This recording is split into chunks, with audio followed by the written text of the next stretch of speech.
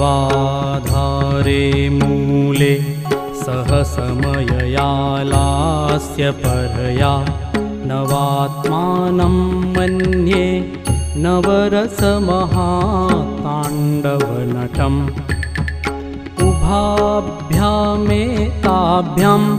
उदयविधिमुद्दिश्य दयया सनाथाभ्यां जज्ञे जनकजननीमज्जगदिदम् गतैर्माणिक्यत्वं गगनमणिभिः सान्द्रघटितं किरीटन्ते हेमं हिमगिरिसुते कीर्तयति यः सनीरे यच्छाया क्षुरणशबलं चन्द्रशकलम्।